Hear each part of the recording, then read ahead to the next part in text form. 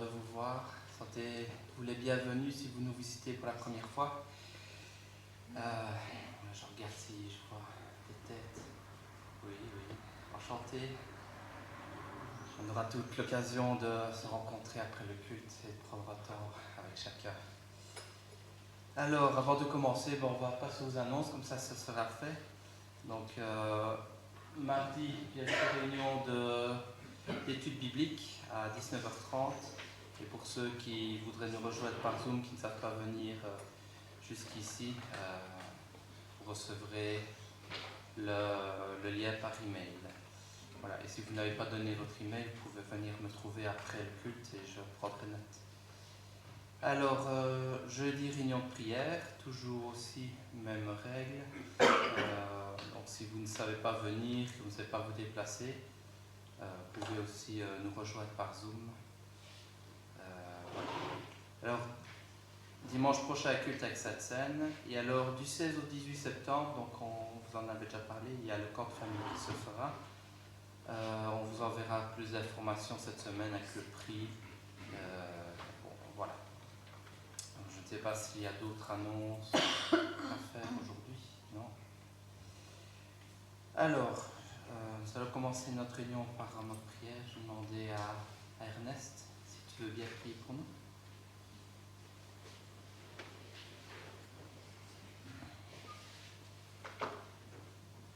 Seigneur notre Dieu, c'est notre privilège d'être rassemblés à quelques-uns de tes enfants dans ta maison.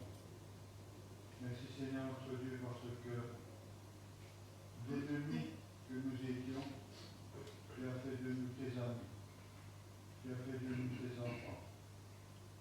Merci Seigneur notre Dieu de ne pas nous avoir traités comme nous le méritions. Au contraire, tu nous as donné ce que nous ne méritions pas. Tu nous as donné ton pardon. Merci Seigneur de nous avoir fait passer de la mort à la vie, des ténèbres à la lumière. Seigneur, nous nous remettons entre tes mains pour le culte de ce matin. Nous te demandons de disposer nos cœurs pour que tu reçoives la louange et l'adoration qui te sont dues. Seigneur, nous voulons aussi remettre entre tes mains nos frères et sœurs qui ne peuvent plus se déplacer. Nous te prions aussi, Seigneur, pour ceux qui sont découragés et qui n'ont plus le goût de franchir les portes de ta maison. Nous te demandons, Seigneur, de les réveiller. Seigneur, nous te prions aussi pour les chrétiens en Ukraine, et particulièrement les familles en deuil. Nous te prions pour les blessés et les malades. Et nous te prions, Seigneur, de faire arrêter les combats. Seigneur, accepte notre prière et notre reconnaissance au nom de Jésus, nous te le demandons. Amen. Amen. Alors, êtes-vous d'accord pour dire que le Seigneur aime sa création? Amen. Voilà. Et qu'il aime son Église encore aujourd'hui. Amen. Et qu'il nous aime, chacun personnellement. Amen. Alors, si oui, nous pouvons chanter le premier chant qui s'intitule « Il m'aime » simplement. Nous pouvons nous lever pour ce chant. Peut-être un nouveau chant. C'est un nouveau chant, je pense. Ok. Ça va aller.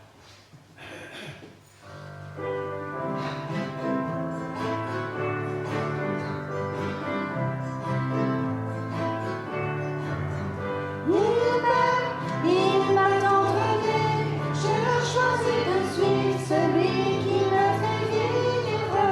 Je me reste pas seul dans la nuit, je prends sa main et marche, je ne la relâche.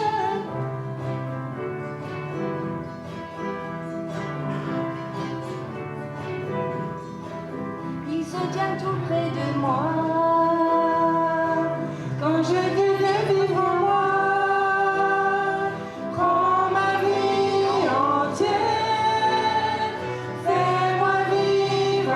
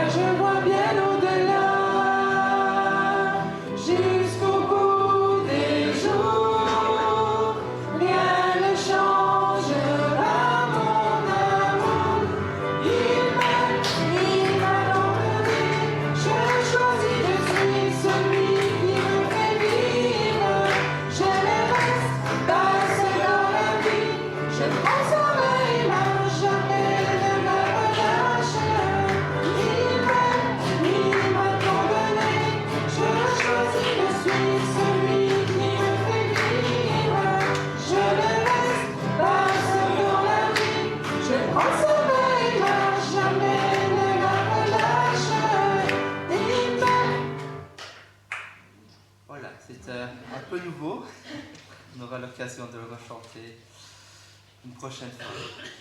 Donc le Seigneur nous aime, c'est dans sa nature profonde.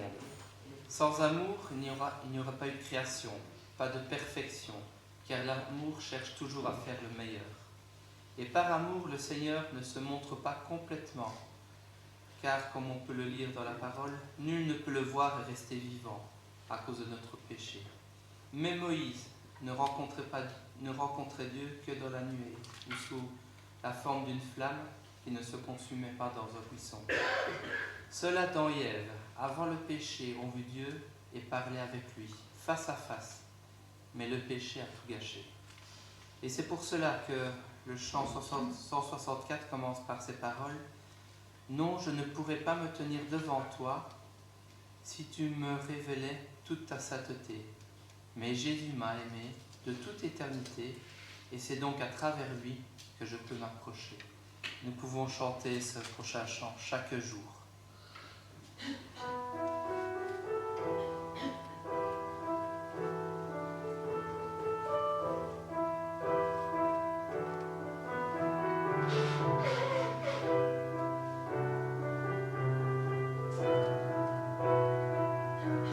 Non, je ne pourrais pas me tenir devant toi si tu me révélais toute ta sainteté. Mais Jésus m'a aimé de toute éternité et c'est à travers lui que je peux m'approcher chaque jour. Je veux marcher dans ses voies, chaque instant, chaque pas, et vivre de ton amour. Chaque jour, je veux entendre ta voix. Et que ma vie soit pour toi, tout comme un parfum d'amour, que je réponde devant toi.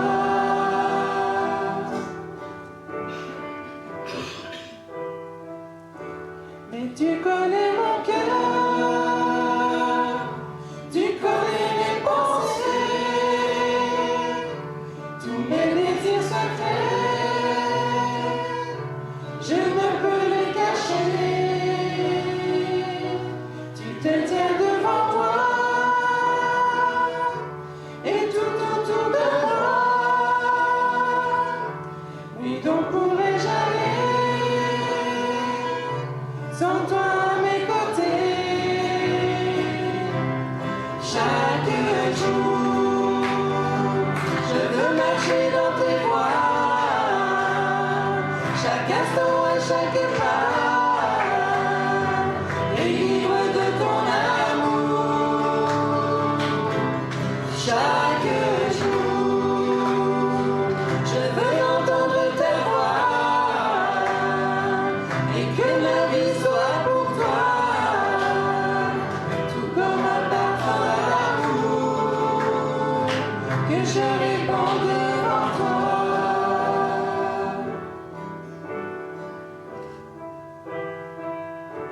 Mais j'ai besoin de toi pour assurer mon pas, pour que ma vie entière soit noyée de lumière.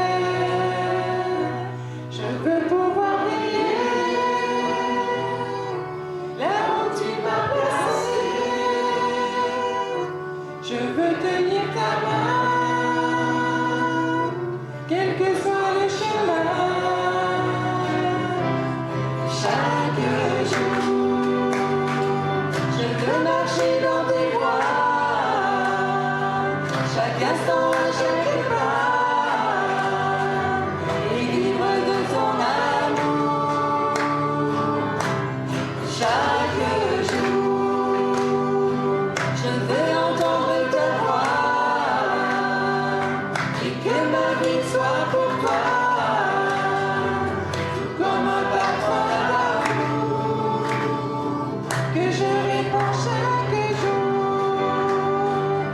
veux marcher dans tes voies,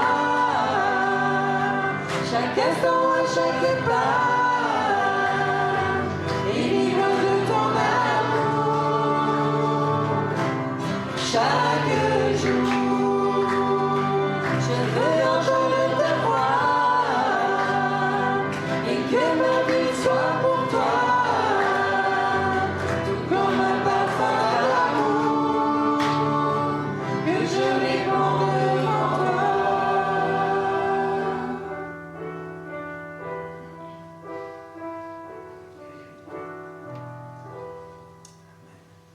Vous pouvez vous rasseoir quelques instants et ouvrir votre Bible dans les psaumes et nous allons lire le chapitre 27.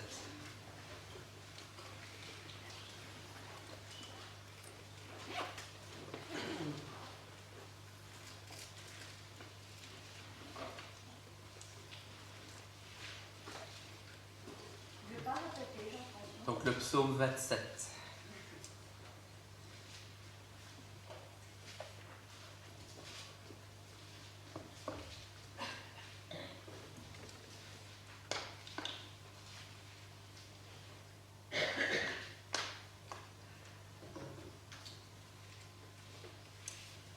Psaume de David. L'Éternel est ma lumière et mon salut. De qui aurais-je crainte? L'Éternel est le soutien de ma vie. De qui aurais-je peur? Quand des méchants s'avancent contre moi pour dévorer ma chair, ce sont mes persécuteurs et mes ennemis qui chancellent et tombent. Si une armée se campait contre moi, mon cœur n'aurait aucune crainte. Si une guerre s'élevait contre moi, je serais malgré cela plein de confiance. Je demande à l'Éternel une chose que je désire ardemment. Je voudrais habiter toute ma vie dans la maison de l'Éternel, pour contempler la magnificence de l'Éternel et pour admirer son temple. Car il me protégera dans son tabernacle au jour du malheur. Il me cachera sous l'abri de sa tente. Il m'élèvera sur un rocher. Et déjà ma tête s'élève sur mes ennemis qui m'entourent. J'offrirai des sacrifices dans sa tente. Au son de la trompette, je chanterai, je célébrerai l'Éternel. Éternel, écoute ma voix, je t'invoque. Aie pitié de moi et exauce-moi. Mon cœur dit de ta part, cherchez ma face. Je cherche ta face, ô Éternel. Ne me cache point ta face. Ne repousse pas avec colère ton serviteur. Tu es mon secours, ne me laisse pas. Ne m'abandonne pas, Dieu de mon salut. Car mon père et ma mère m'abandonnent, mais l'Éternel me recueillera. Éternel, enseigne-moi ta voie. Conduis-moi dans le sentier de ta droiture, à cause de mes ennemis. Ne me livre pas au bon plaisir de mes adversaires, car ils s'élèvent contre moi de faux témoins et des gens qui ne respirent que la violence. Oh, si je n'étais pas sûr de voir la bonté de l'Éternel sur la terre des vivants. Espère en l'Éternel, fortifie-toi et que ton cœur s'affermisse. Espère en l'Éternel. Alors dans les moments les plus difficiles de sa vie, le roi David a pu garder les yeux sur le Seigneur et lui faire confiance. Car il savait que son Dieu, notre Dieu, est bien au-dessus de toutes les situations. Quand bien même nos parents nous abandonneraient, lui ne nous abandonnerait pas. Lui ne nous abandonne pas, mais nous pourrions l'abandonner. Alors David ajoute, je cherche ta face, ô Éternel. Et au verset 11, il dit aussi, Éternel, enseigne-moi ta voie, conduis-moi dans les sentiers de ta droiture. Pourquoi? À cause de nos ennemis. À cause de mes ennemis, ne me livre pas au bon plaisir de mes adversaires. Si nous ne sommes pas dans les voies du Seigneur, et donc n'obéissons pas à sa parole, sommes infidèles, nos ennemis auront des raisons de se moquer de nous et de se moquer de Dieu. Tu te dis chrétien, mais tu n'es pas meilleur que nous. Quelle honte, n'est-ce pas? Si cela est vrai. Mais si nous sommes fidèles au Seigneur, ce genre de paroles ne sont que des charbons ardents qui se déposeront et qui s'accumuleront au-dessus de leur tête. Et tout ce que nous pouvons espérer pour eux, c'est qu'ils se tournent aussi vers le Seigneur. David commence par « L'Éternel est ma lumière et mon salut. De qui aurais-je crainte? L'Éternel est le soutien de ma vie. De qui aurais-je peur ?» Et il termine par « Oh, si je n'étais pas sûr de voir la bonté de l'Éternel sur la terre des vivants, espère en l'Éternel. Fortifie-toi et que ton cœur s'affermisse. Espère en l'Éternel. » Nous sommes sûrs de pouvoir voir ses bontés. C'est une vérité qu'il nous donne, si nous sommes prêts à le suivre.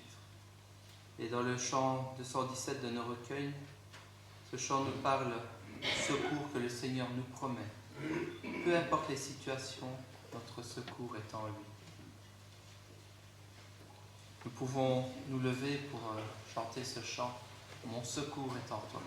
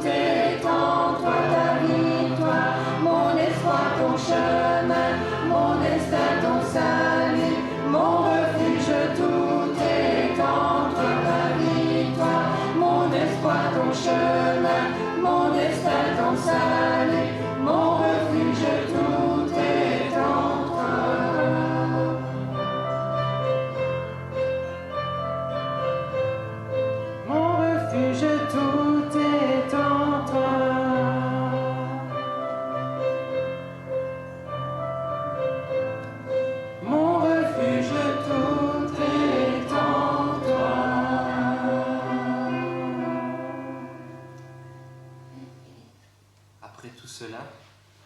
sachant qu'il est auprès de nous, en sachant qu'il nous aime et que nous avons besoin de lui et qu'il est toujours présent pour nous aider et nous protéger, comment ne pas l'aimer? Oui, j'aime l'Éternel. Je t'aime, ô Éternel. Nous pouvons chanter le chant suivant, le 64, et ensuite nous prendrons un temps pour élever nos voix avec des prières de remerciement et des louanges.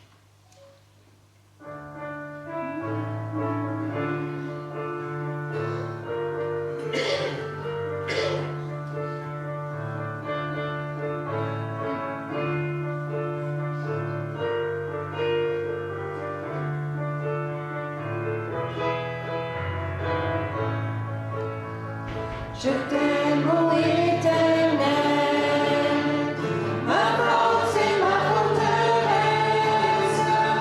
Je t'aime, ô Éternel, mon libérateur, mon Dieu, mon rocher, tu es mon bouclier. Loué soit l'Éternel, et je suis délivré. Loué soit l'Éternel de tous mes ennemis. Je t'aime, ô Éternel. Je t'aime, ô Éternel.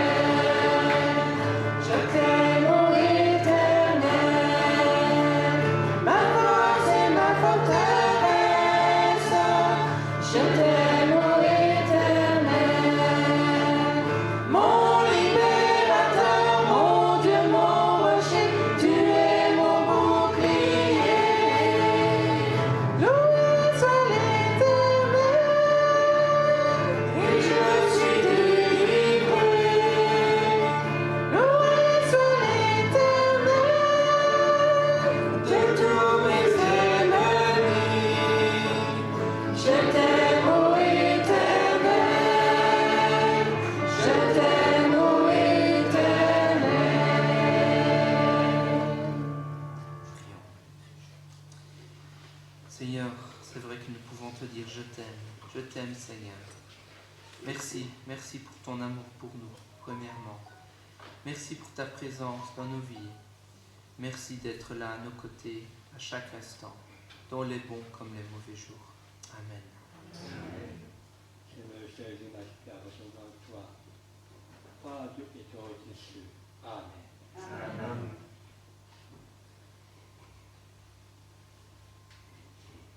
Je t'aime, ô Éternel, parce que tu es mon sauveur. Tu m'as tiré de mon péché et tu m'as amené vers la gloire. Oh Seigneur, tu es riche en bonté et en amour, et je veux te louer pour tout cela. Sois glorifié dans le saint nom de ton Fils Jésus. Amen.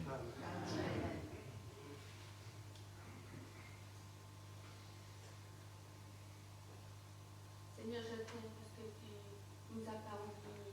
Je t'aime parce que tu prends soin de nous. Seigneur, je te remercie parce que pas seulement tu prends soin de nous, mais tu nous donnes la vie éternelle, Seigneur, par Jésus-Christ. Je te remercie, Seigneur, pour ce grand sacrifice. Seigneur, je te demande de m'aider à suivre ton chemin comme toi tu le veux, Seigneur. Je te demande de m'aider à être fidèle jusqu'au bout, de prendre les bons choix, Seigneur, et surtout, Seigneur, d'être toujours avec toi, dans mes pensées, dans mes gestes, dans mes paroles. Je te demande de m'aider, Seigneur, à être fidèle. Je te remercie parce que je sais que tu as un Dieu qui écoute et qui répond à nos prières. Seigneur, je te remercie pour ta grâce. Je te remercie pour le soutien de chaque jour. Et merci parce que tu nous donnes espérance qu'un jour je serai à côté de toi. Aide-moi à être fidèle. Au nom de Jésus. Amen. Seigneur, je te prie parce que tu es un Dieu de grâce. Seigneur, tu nous fais grâce tous les jours, Seigneur. Apprends-nous et apprends-moi, Seigneur, à t'être reconnaissante continuellement pour tout ce que tu fais pour moi. Merci pour Jésus-Christ. Merci pour ce don, Seigneur, de la vie éternelle qu'il nous a offert sur la croix de Golgotha. Merci, Seigneur, pour le don de sa joie que tu nous as donné, Seigneur, parce que tu as tout accompli à la croix de Golgotha. Merci parce que ta joie est parfaite, parce que tu as été obéissant jusqu'au bout. Merci Seigneur parce que tu te réjouis de voir Seigneur tes enfants, Seigneur, se tourner vers toi. Merci parce que tu es ce Dieu de gloire, tu es ce Dieu tout-puissant. Et Seigneur, aide-moi à être reconnaissante, à chercher Seigneur ta face tous les jours. Seigneur, aide-moi à être compatissante envers mon prochain. Aide-moi Seigneur à vraiment te manifester dans ma vie de tous les jours. Seigneur Jésus, merci parce que toi tu as dit, tu es un Dieu parfait. Tu étais parfaitement homme et parfaitement Dieu sur la terre. Et merci Seigneur parce que tu nous as offert ta vie. Tu nous offres la vie Seigneur encore aujourd'hui. Aide-nous Seigneur à la saisir à pleine main, afin Seigneur que nous puissions te glorifier et te louer. En tout honneur Seigneur, pour la gloire de ton nom. Amen. Amen.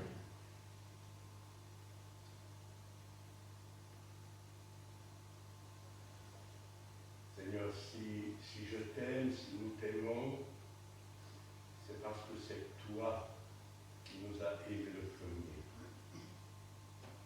Il n'y a aucune initiative de ma part, de notre part. La parole est claire à ce sujet. Nous étions des ennemis. Nous étions tous haïssables.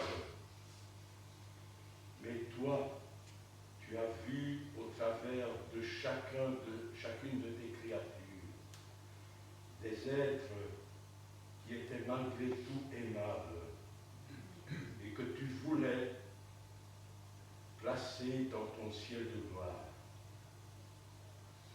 Seigneur, nous voulons te bénir parce que c'est toi qui es venu jusqu'à nous en la personne de ton Fils bien-aimé. C'est lui qui nous a aimés d'un amour infini. Il n'y a pas de plus grand amour que de donner sa vie pour ses amis. Mais toi, Seigneur Jésus, tu savais que tu allais la donner pour des pécheurs, pour ceux qui étaient morts dans leur faute et dans leur péché, de ceux qui étaient tes ennemis. Et tu as accepté de nous aimer jusqu'à la mort, et jusqu'à la mort honteuse de la croix, au point que ton sang a été versé pour nous laver et pour nous purifier de tout péché, pour nous accorder le pardon du Père. Seigneur, notre Dieu, dès le moment où nous avons reconnu le Seigneur Jésus comme Sauveur et Maître de nos vies, tu nous as donné ton esprit. Et c'est lui qui a déversé dans nos cœurs cet amour infini. Alors, c'est pas de moi, c'est pas de nous que nous pouvons te dire que nous t'aimons. C'est parce que c'est ton amour qui nous pousse à te dire, Seigneur, nous voulons t'aimer comme toi tu nous aimes. Et que cet amour rayonne au milieu de chacun de nous, pour la gloire de ton nom. Amen. Amen.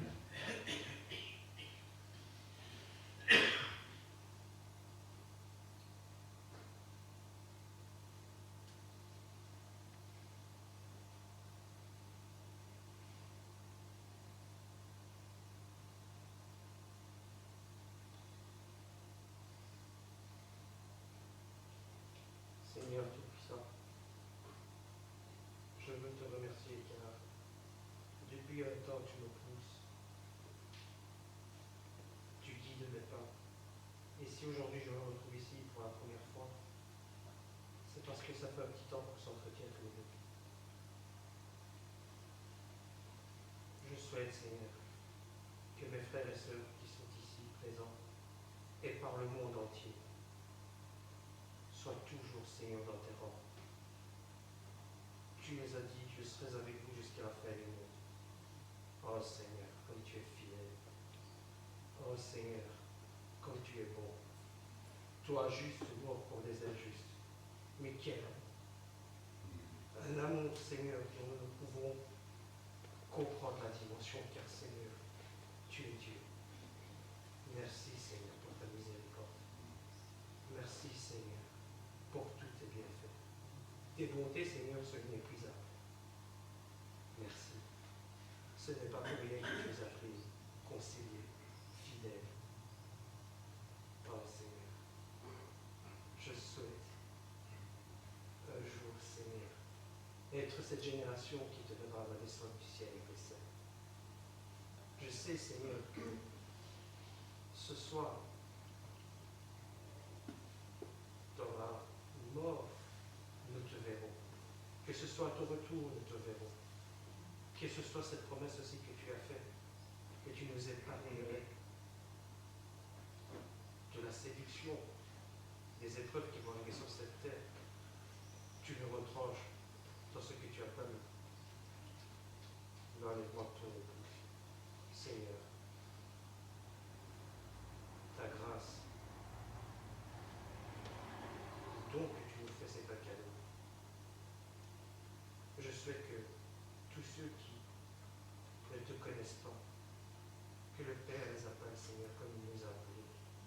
Car tu as dit, c'est le Père qui appelle. Et tous ceux que le Père me donne sont pardonnés. Merci. Tu es digne, Seigneur, de toutes les louanges. Amen. Amen.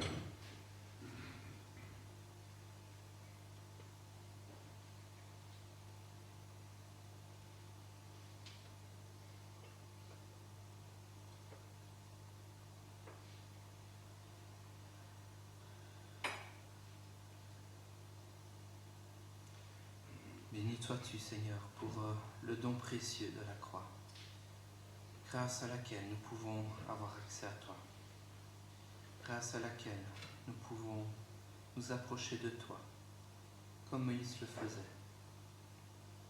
Merci, Seigneur, parce qu'un jour, quand nous serons revêtus de ce nouveau corps, nous pourrons te voir face à face. Sois loué, Seigneur, pour tout. Amen. Amen. Cette espérance vivante que Dieu est avec nous, c'est grâce au sacrifice de notre Sauveur, Jésus, Fils de Dieu et Dieu lui-même.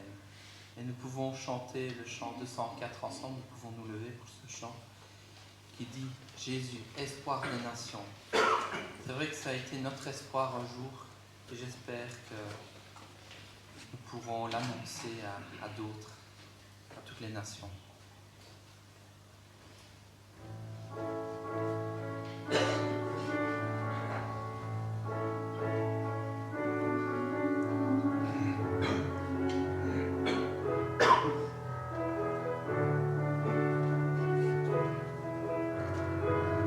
Jésus, espoir des nations, Jésus, soutien de ceux qui pleurent.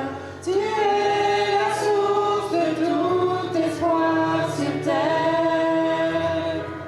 Jésus, lumière dans la nuit, Jésus, vérité en tout temps. Tu es la source de la lumière sur terre. Tu es venu vivre et mourir, briser les liens, ressusciter. Tu es l'espoir qui vit en nous. Tu es le roc, solide et sûr. Tu es lumière, par son éclat le monde voit. Ressuscité, tu es vainqueur, prince de paix, plein de douceur. Tu es l'espoir, vivant pour celui qui te reçoit. Oui, nous croyons.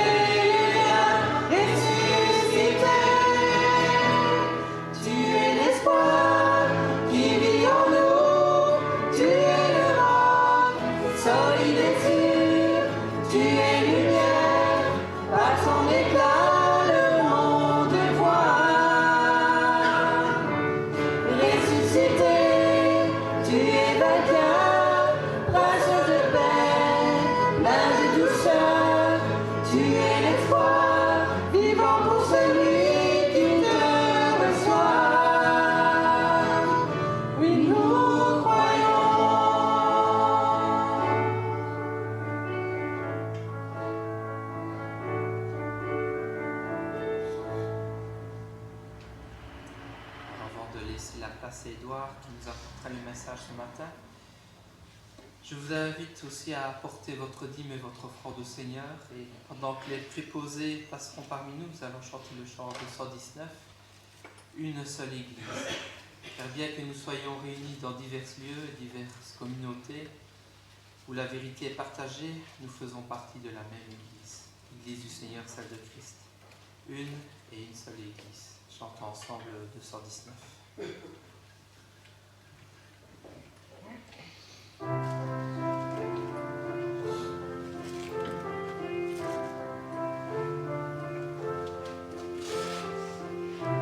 Issu du même Créateur, un souffle nous a donné la vie. Tous aussi perdus, tous aussi pécheurs, nous avons eu la chance qu'il nous attire à lui.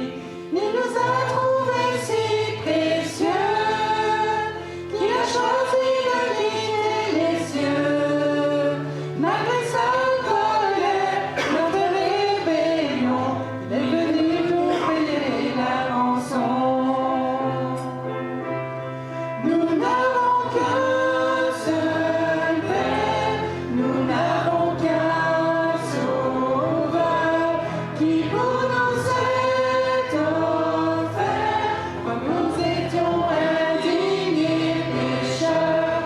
Nous n'avons qu'un seul roi, nous n'avons qu'une seule foi. Au pied de la croix se brise ce qui nous divise. Nous sommes une seule Église.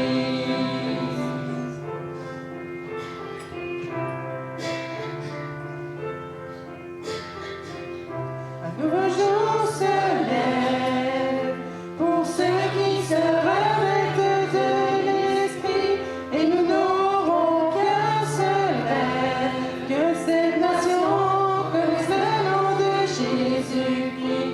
Louons Dieu pour nos différences, abandonnons les médisances, que l'œuvre du diable soit mise en lumière, que le Père fasse tomber les barrières.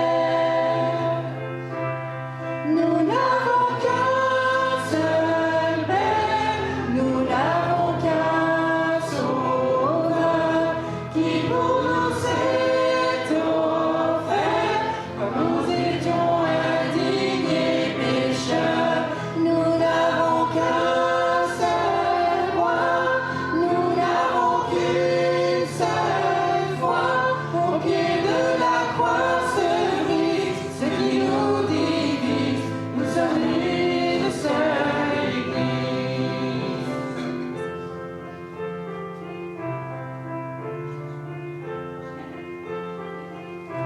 Les élus de tous les temps, avec les anges et nous ici présents, passeront l'éternité ensemble à l'adorer. Alors dès maintenant, vivons dans l'unité. On verra que nous sommes faits d'ici, à l'amour qui nous unira.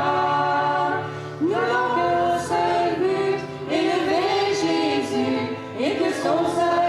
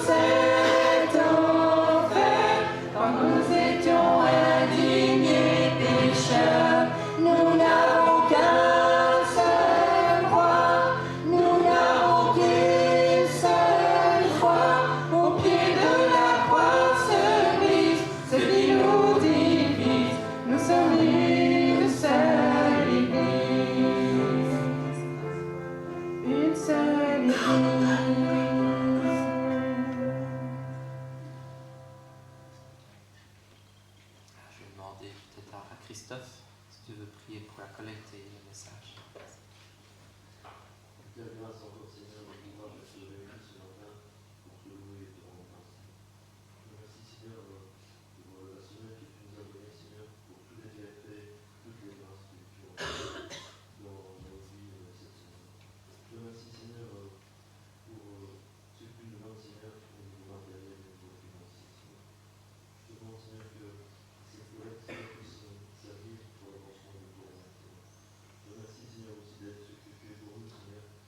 Phare dans la vie, Seigneur, d'avoir un but, Seigneur, de pouvoir, chaque fois que les difficultés sont là, Seigneur, de regarder avec toi, Seigneur, et de pouvoir retrouver des réconforts. Je demande, Seigneur, pour tout avoir Seigneur, sur mon frère qui va apporter la parole, Seigneur, ce matin. Je demande, Seigneur, d'ouvrir nos cœurs, Seigneur, et de nous bénir comme ce matin. Amen.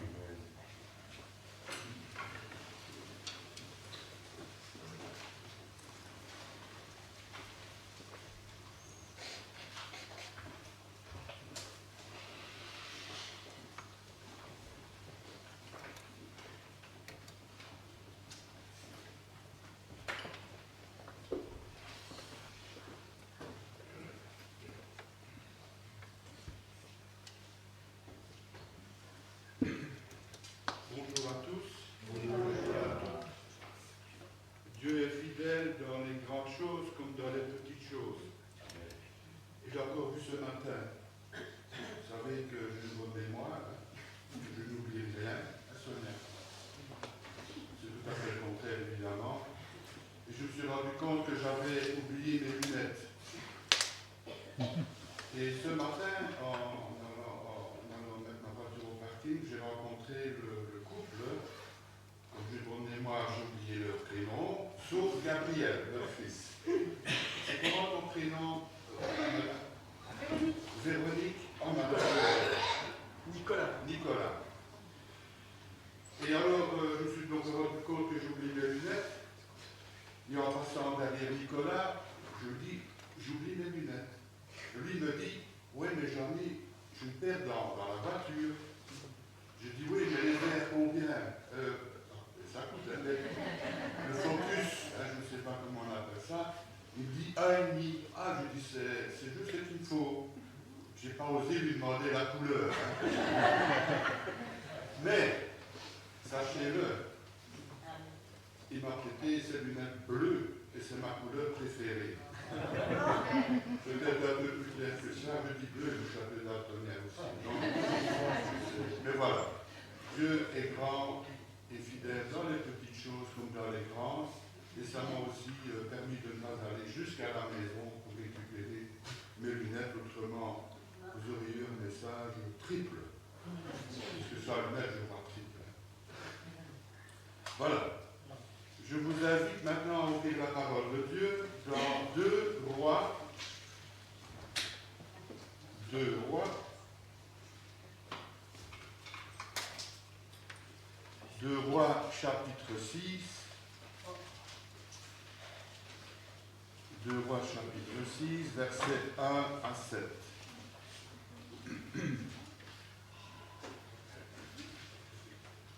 2 Rois 6, 1 à 7. Je dois allumer mon micro peut-être. Elle était déjà allumée. Heureusement que je n'ai pas chanté.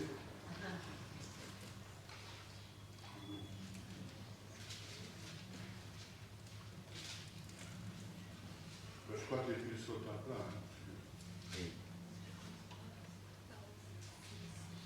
Enfin, je vais essayer de parler fort dans ce micro et puis il ira bien. Donc voilà, 2 Rois 6, 1 à 7. Les fils des prophètes dirent à Élisée, « Voici, le lieu où nous sommes assis devant toi est trop étroit pour nous. Allons jusqu'au Jourdain. Nous prendrons là chacun une poutre et nous y ferons un lieu d'habitation. » Élisée répondit, « Allez. » Et l'un d'eux dit, « Consens à venir avec tes serviteurs. » Et Élisée répondit, « J'irai. » Il partit donc avec eux. Arrivés au Jourdain, ils coupèrent du bois. Et comme l'un d'eux abattait une poutre, le fer tomba dans l'eau. Il s'écria, « Ah, mon Seigneur, il était emprunté. » L'homme de Dieu dit, « Où est-il tombé ?» Et lui montra la place.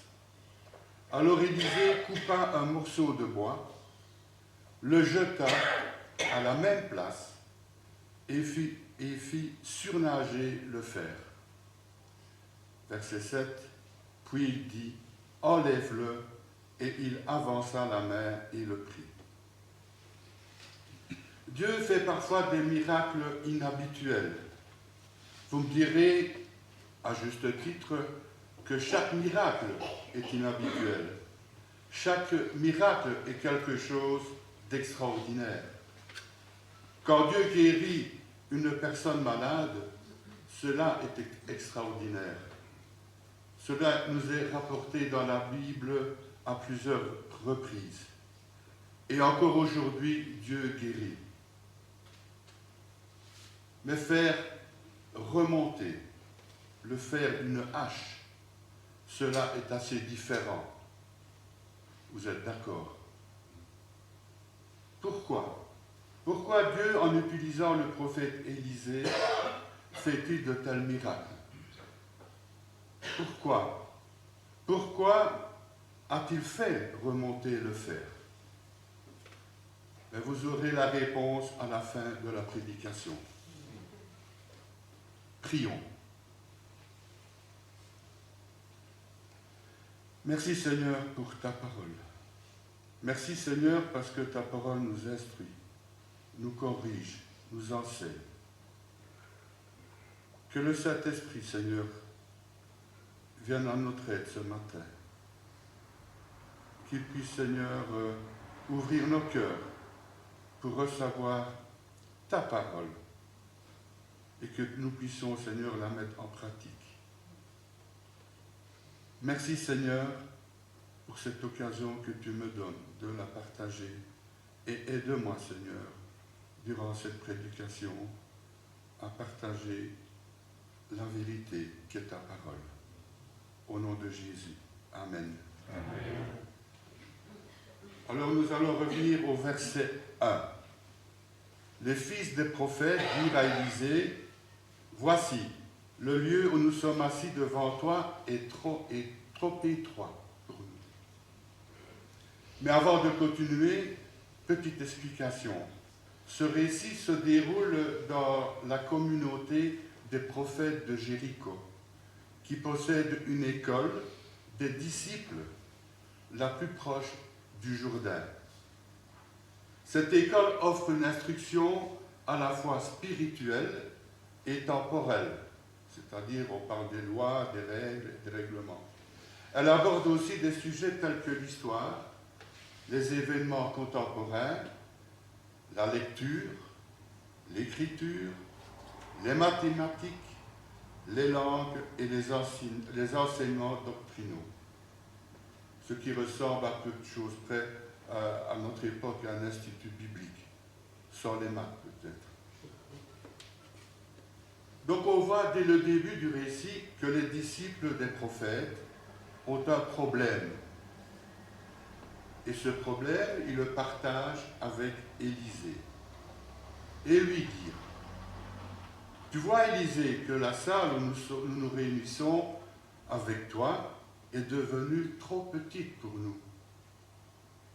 Élisée, qui est le successeur d'Élie, enseigne dans cette école, est un enseignant aimé, un enseignant estimé, prisé et très populaire.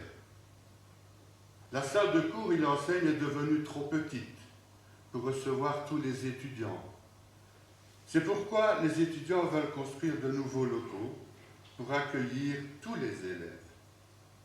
Quel problème, n'est-ce pas? Nous aussi, on aimerait avoir, je pense, ce genre de problème dans notre Église. Avoir une Église trop petite pour accueillir les nombreux chrétiens qui viendraient s'instruire mais aussi pour louer et adorer le Seigneur. Certains chrétiens diraient merci, gloire à toi Seigneur. Nous manquons de place pour te louer ce dimanche matin. Il faut agrandir l'Église. Pour certains d'entre nous,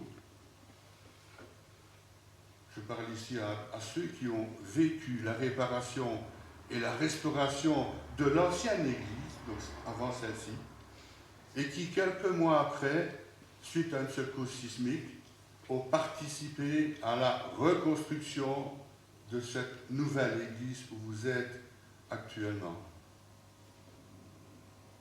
Et on pourrait avoir cette pensée, peut-être un court moment comme ça, oh non, hein, on ne va pas recommencer des travaux encore. Il faut dire que parfois, les chrétiens sont de drôles de personnes. En général, les gens désirent avoir le moins de problèmes possible. Moi, je vais vous le dire, ça dépend des problèmes. Il y a des problèmes que j'aimerais avoir. Par exemple, comme les disciples des apôtres, des prophètes. Et plus terre à terre, avoir le choix, avoir ce problème de choix. Parmi les choses que j'aime bien, je ne vais pas les citer ici, ce serait trop long, mais il y a aussi bien sûr des problèmes qui ne me feraient pas plaisir. Excusez-moi.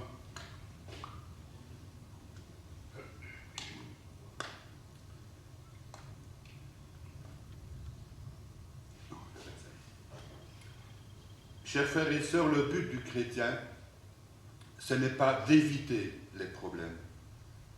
Ce n'est pas forcément un mauvais signe lorsqu'un chrétien, une chrétienne ou une église rencontre des problèmes. Mais cela ne veut pas dire non plus que plus il y a de problèmes dans une vie, mieux c'est. Et plus croyante serait la personne. Non, mais je crois qu'il est faux d'essayer de vivre en essayant d'éviter certains problèmes. Car il y a des problèmes qui nous tombent dessus, indépendamment de notre volonté. Et je vais vous en donner un exemple tout à l'heure. Mais il y a aussi des problèmes que nous créons, nous-mêmes, en désobéissant à Dieu, en désobéissant à sa parole, en vivant avec un pied dans le monde et un pied dans l'Église, et en ne disant pas la vérité. Prenons l'exemple de Jésus par rapport à la vérité. Jésus a eu des problèmes. Jésus n'a pas eu peur de vivre dans la vérité et de dire la vérité. Et cela l'a amené où? À la croix. Vous me direz, oh, ce n'est pas une belle fin de vie pour moi. Mais ce n'est pas ce qui compte dans la foi. Ce n'est pas ce qui me plaît ou qui me plaît pas. Ce n'est pas ce que je désire ou ce que je ne désire pas. Ce qui compte, chers frères et sœurs, c'est d'obéir à Dieu, coûte que coûte. Ça nous coûte beaucoup des fois. Mais voilà, Jésus l'a fait aussi pour son Père. Il a obéi à son Père, en sachant que cela le conduirait aussi sur la croix de Golgotha. Nous devons vivre dans la vérité et dire la vérité, indépendamment des conséquences. Jésus n'a jamais cherché des ennuis, ou je dirais exprès les ennuis, mais il n'a jamais fait de compromis sur la vérité pour s'éviter des ennuis. Si on veut éviter les ennuis ou des problèmes à tout prix, en étant dans le mensonge, dans le péché, alors la conséquence, vous la connaissez, c'est la mort. Je vous ai parlé tout à l'heure d'un problème qui nous tombe dessus indépendamment de notre volonté. Et ce problème, c'est quand on devient parent. Tous les parents ont eu des problèmes avec leurs enfants. Qui n'en a pas eu? Dans ces moments-là, on ne sait pas toujours comment faire. On ne sait pas comment agir, comment réagir, comment s'organiser. Et pourtant, on a désiré les enfants. Notons que nos enfants nous ont aussi apporté beaucoup de joie et de plaisir. Petite parenthèse, malgré les problèmes. Certaines personnes pourraient se dire, puisque les enfants apportent des problèmes, alors moi je choisis de ne pas en avoir. Ils peuvent faire ce choix. C'est vrai qu'ils n'auront pas de problème avec des enfants, mais ils n'auront pas non plus de descendance. Et pourtant, d'autres couples sans enfants aimeraient bien avoir les problèmes que ceux qui ont le privilège d'en avoir. Chers frères et sœurs, il ne faut pas chercher les problèmes dans la vie, faire exprès d'accumuler les problèmes, mais il ne faut pas non plus tous les éviter. Alors pour ceux qui ont des enfants, ce n'est pas toujours facile d'être parent. Voilà, je vous dis, on est tous d'accord. Mais pour l'éducation, ce n'est pas bien, par exemple, d'essayer d'éviter les problèmes d'autorité, de confrontation parfois, lorsque les enfants veulent tester leurs limites et aussi les nôtres. De tout laisser faire, comme ça a été à un moment donné. On a tous connu cette période où on disait « l'enfant est roi ». Peut faire ce qu'il veut. Mais voilà, c'est une idée qui a été vite abandonnée. Les enfants ont un besoin d'un cadre. Les enfants ont besoin de limites. Pas d'un étau pour les compresser, pas d'un étau pour en faire des marionnettes. Mais nos enfants ont besoin surtout d'un cadre d'amour. Les fils des prophètes veulent construire un lieu d'habitation, un lieu d'enseignement. Nous, parents, nous sommes engagés à donner une éducation chrétienne à nos enfants. C'est aussi pour nous une construction, un domaine où nous sommes appelés à nous investir. L'éducation des enfants, en général, c'est ajouter pierre après pierre, chaque jour, chaque semaine, chaque année, tout en choisissant les bons matériaux. Et la première pierre de toute construction de vie, c'est de reconnaître ses fautes, c'est de reconnaître ses péchés, c'est de reconnaître ses limites devant Dieu et de recevoir son pardon. Aussi, pour l'éducation des enfants, reconnaître qu'on est limité, ne pas penser surtout qu'on fera mieux que tous les autres. Nous sommes tous limités, reconnaissons-le. Ayons l'humilité de demander de l'aide à Dieu. Et je vais refermer ici la petite parenthèse que j'appelle parenthèse parentale. Et on va revenir à notre récit et on va lire, je vais vous lire le verset 2 à 4. Élisée leur dit, allez-y. Mais l'un d'eux le pria, accepte de venir avec tes serviteurs. Et Élisée répondit, d'accord, je viens avec vous. Il descendit donc avec eux, arrivés au Jourdain, ils abattirent des arbres. Les fils des prophètes, les étudiants, se mettent directement au travail. Ils coupent les arbres, en font des poutres, ils travaillent.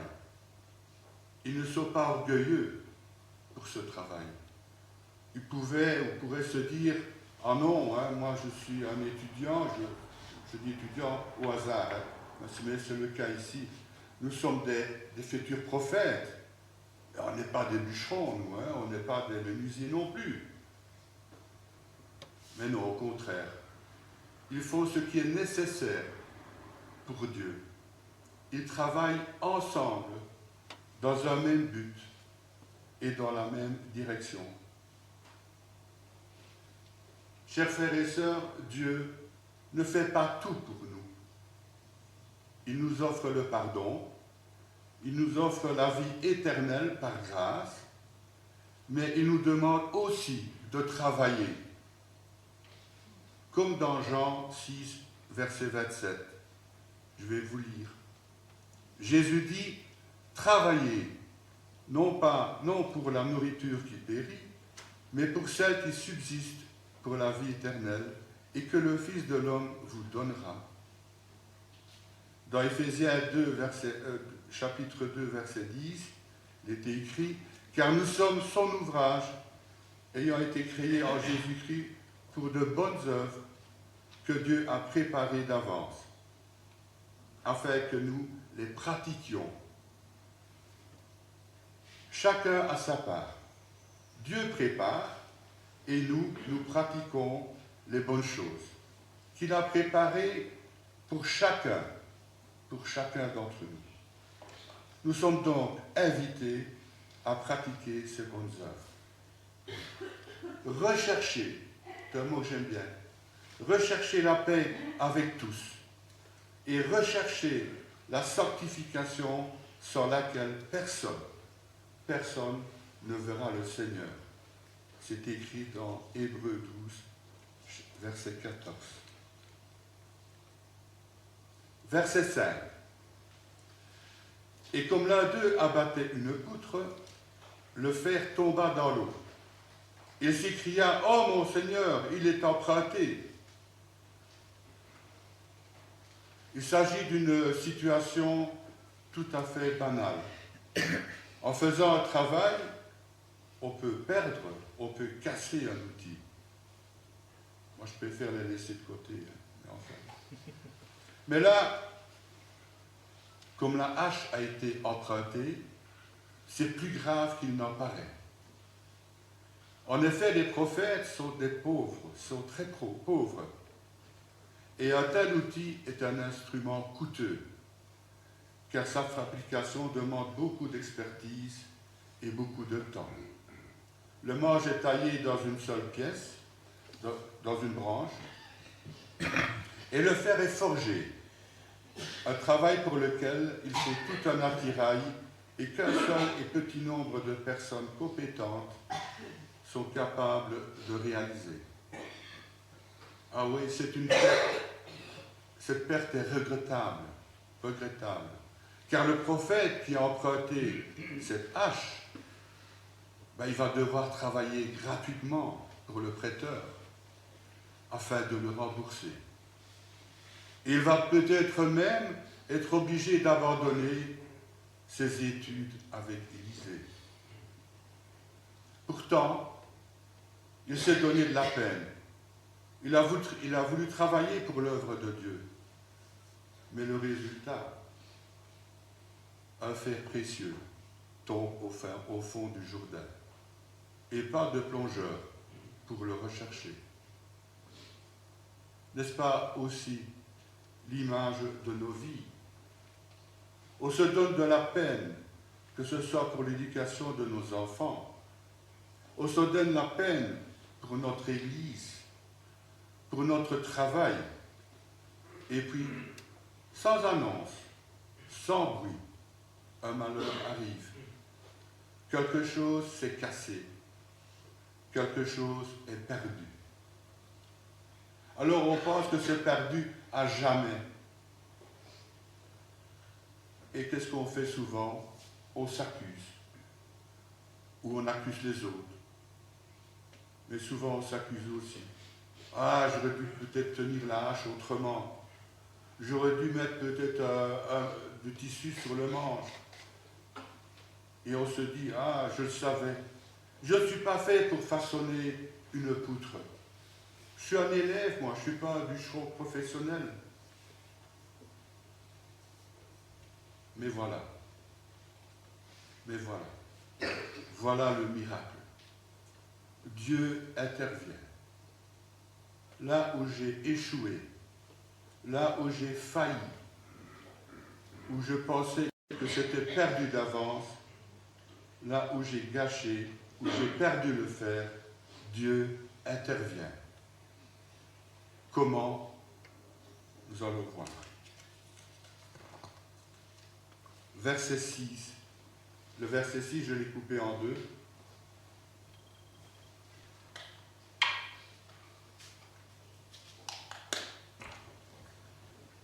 L'homme de Dieu lui demanda « Où est tombé le fer ?» L'homme lui a dit qu'à l'endroit. Élisée fait une drôle de chose, n'est-ce pas? Il veut d'abord savoir exactement le lieu où le fer est tombé, l'endroit précis. Le fils de prophète doit alors expliquer peut-être, mais aussi surtout montrer la place exacte. Autrement dit, il ne cache pas son malheur. Il ne cache pas ce qu'il n'a pas réussi. Il ne cherche pas d'excuses. Mais il dit, c'est là. Et il montre la place, ni plus ni moins. Il a dit la vérité.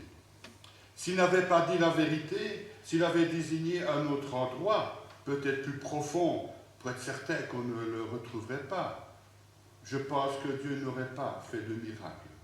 Et son mensonge l'aurait conduit certainement à l'exclusion de l'école des prophètes. Et sa vie ne serait qu'une descente vers la perdition. Si je mens dans mes explications, si je désigne un mauvais endroit en disant « c'est là que j'ai perdu le fer », c'est à ce moment précis où nous n'avons pas dit la vérité, que nous avons volontairement péché contre Dieu et dans ma vie. Et dans ma vie, quand je ne dis pas la vérité, c'est à partir de ce moment-là que je me suis senti mal à l'aise. C'est là que j'ai commencé à douter. C'est là que je me suis écarté de Dieu. C'est là que j'ai commencé à moins prier. C'est là que j'ai commencé à moins lire ma Bible. C'est là que j'ai commencé à moins fréquenter l'Église. Chers frères et sœurs, osez dire ces échecs, ces problèmes, ces difficultés à Dieu, c'est le premier pas. C'est le premier pas de la solution de notre problème. Reconnaître nos fautes, nos écarts, nos péchés, et de partager avec Dieu, notre véritable situation dans laquelle nous nous trouvons réellement, sans masque. Je voudrais ici encore réouvrir une petite parenthèse parentale. Le fer précieux, lâche, était emprunté, on l'a lu. Nos enfants, ce bien si précieux à nos yeux, nous sont aussi prêtés par Dieu. Ils ne nous appartiennent pas. Ils nous sont prêtés pour un temps. Notre vie d'ailleurs aussi ne nous appartient pas. Elle nous est prêtée pour un temps. Notre argent aussi nous est confié, à nous de le gérer. Lorsqu'on a compris cela, ce n'est plus un problème de donner au moins la dîme pour l'œuvre de Dieu, malgré nos mille et mille excuses qui ne sont ni fondées, ni bibliques, pour ne pas le donner, pour ne pas la donner. Cela peut paraître un handicap, à première vue, que mes enfants ne m'appartiennent pas, que ma vie ne m'appartient pas, que mon argent ne m'appartient pas, que mon conjoint, ma conjointe ne m'appartient pas. Cela veut dire effectivement que je ne peux pas faire ce que je veux. Chers frères et sœurs, Dieu prend soin de nos enfants. Dieu prend soin de nos vies, de nos situations, et j'ajouterai heureusement. Imaginez la vie sans grâce, sans sa grâce, sans son aide, sans sa protection. Je sais que Dieu prend soin de mes enfants, comme jamais je ne pourrais en prendre soin. D'ailleurs, je ne serai pas toujours là pour mes enfants. Un jour, il me rappellera.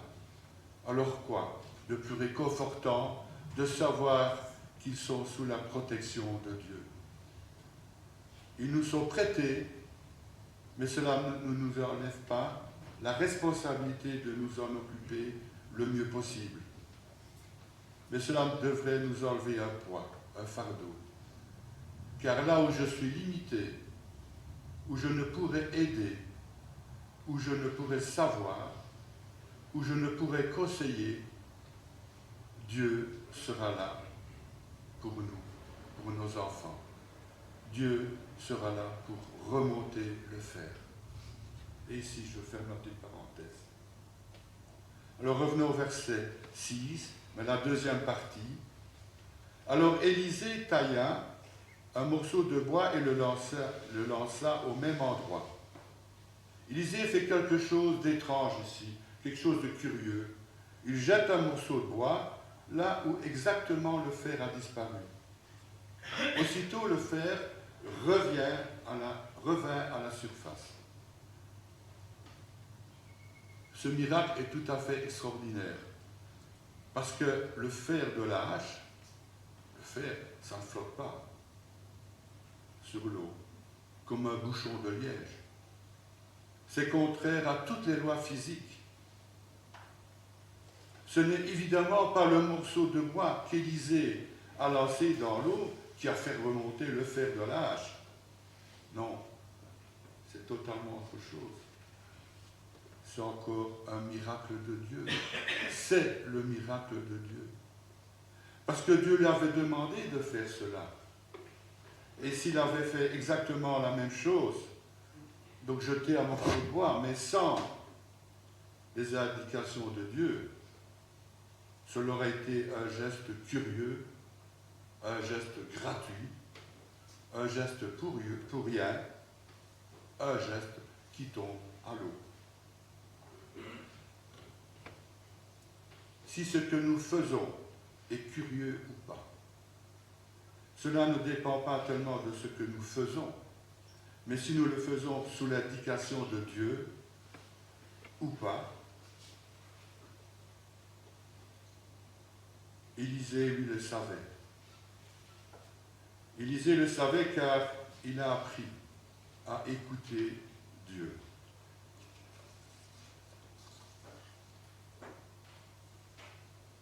Verset 7.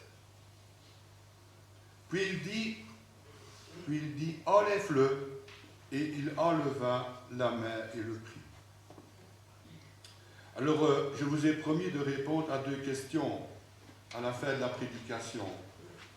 Alors, voici le moment où je vais vous répondre.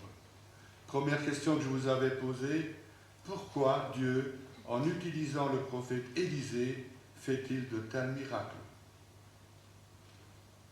Le prophète Élisée a fait des prodiges extraordinaires dans un but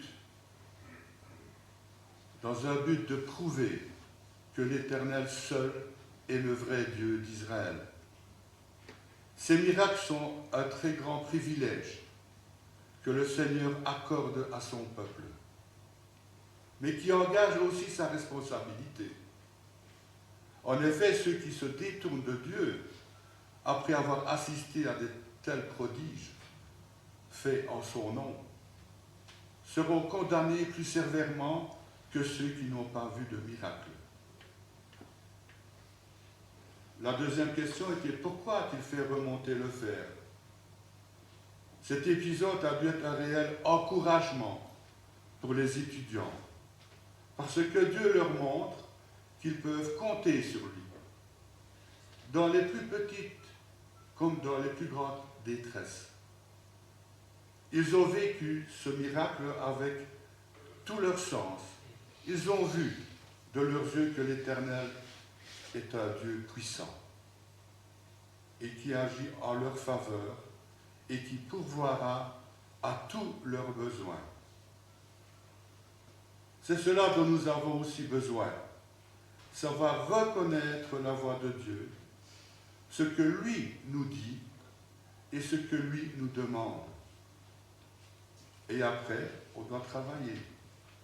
Et après, on doit faire exactement selon ses indications. Dieu fait un miracle inhabituel, pas pour épater la galerie, pas pour épater les étudiants, mais parce qu'il y avait là vraiment un réel besoin. Dieu agit toujours par amour, même si parfois nous ne le comprenons pas.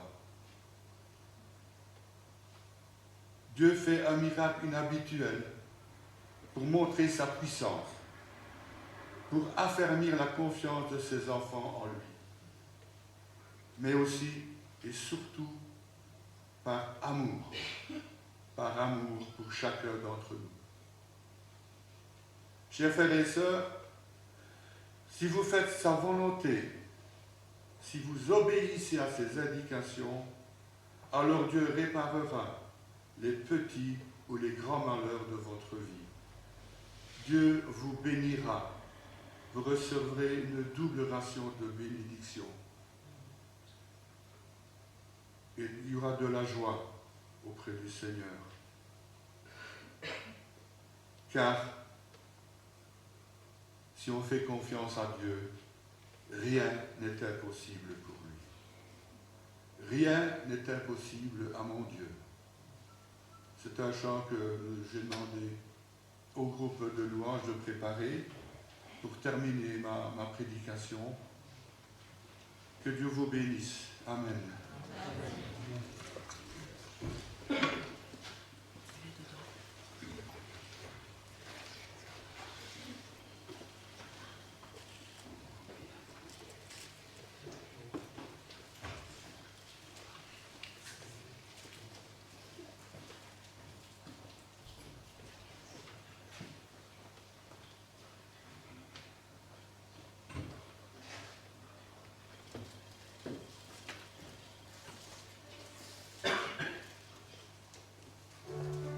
Se lever pour chanter.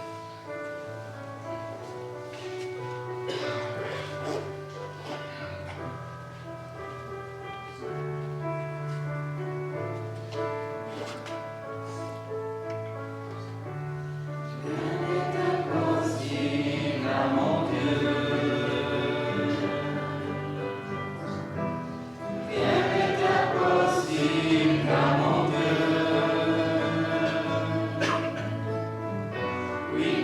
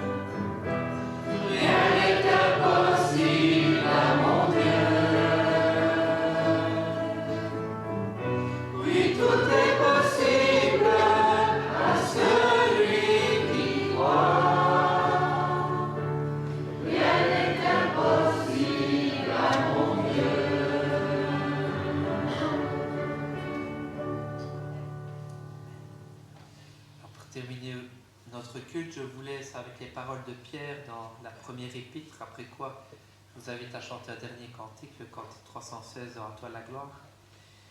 Et Pierre nous dit ceci: humiliez-vous donc sous la puissante main de Dieu, afin qu'il vous élève au temps convenable. Et déchargez-vous sur lui de tous vos soucis, car lui-même prend soin de vous. Soyez sobres, veillez. Votre adversaire, le diable, rôde comme un lion rugissant, cherchant qui le dévorera. Résistez-lui avec une foi ferme, sachant que les mêmes souffrances sont imposées à vos frères dans le monde. Le Dieu de toute grâce, qui vous a appelé en Jésus-Christ à sa gloire éternelle, après que vous ayez souffert un peu de temps, vous perfectionnera lui-même, vous affermira, vous fortifiera, vous rendra inébranlable. À lui soit la gloire au siècle des siècles. Amen. Nous pouvons chanter ce chant.